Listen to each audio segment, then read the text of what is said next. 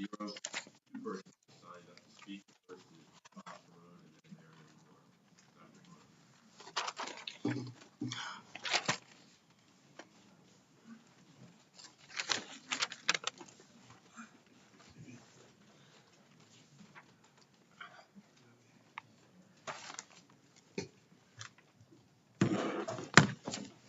Thank you, all board members. If I'm a little bit not organized, it's because of the heat. It's raising my heart rate and blood pressure. Mr. Chairman, the policy is 5140, correct? 5140, Dr. Okay. So this is a policy about enrollment and attendance, and I think it's a very good policy. However, I would like to ask about definitions. Item number 2, Latin sub-item B, special permission transfer. It would be approved based on specific criteria for a student to attend a school. And I really wonder what specific criteria.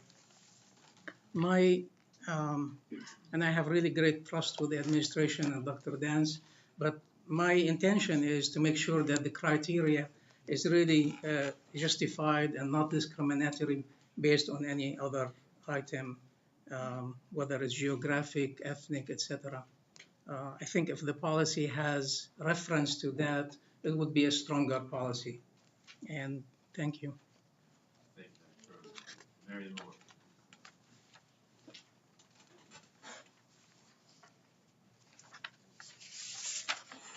Doctor, I know you can stay there. That's a great idea because you're the first speaker on the next one. So just stay put. Okay. But Mrs. Moore, Ms. Moore is coming up to speak on 5140.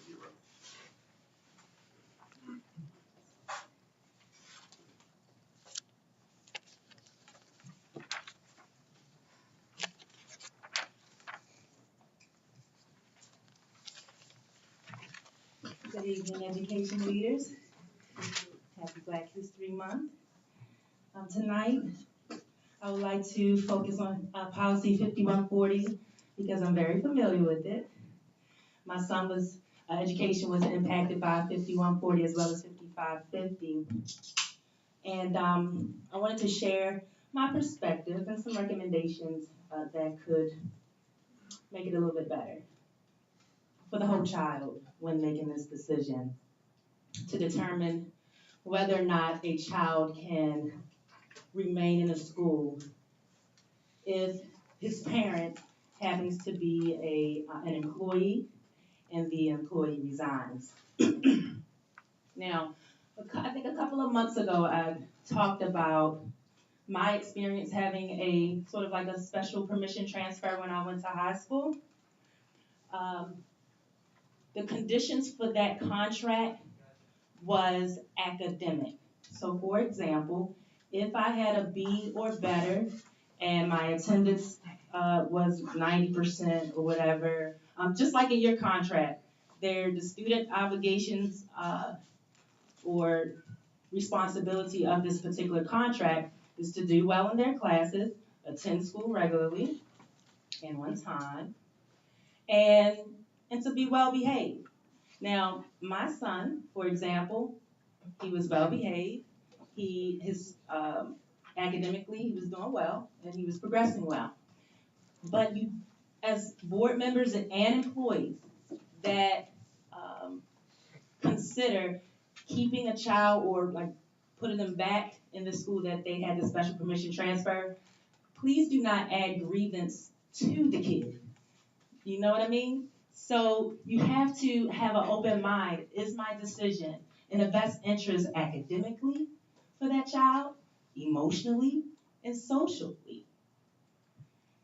And maybe in the rules the superintendent can consider, have that probational period. If the child's doing well and have positive relationships with everyone, then let them stay in the school. Don't cause the child to have grievance and change the trajectory of that child's education. So I'll leave it there. Thank you. The second matter for public comment is policy 5150, which is students, enrollment and attendance, resident and non-resident student eligibility. Dr. Pharoan, you're first.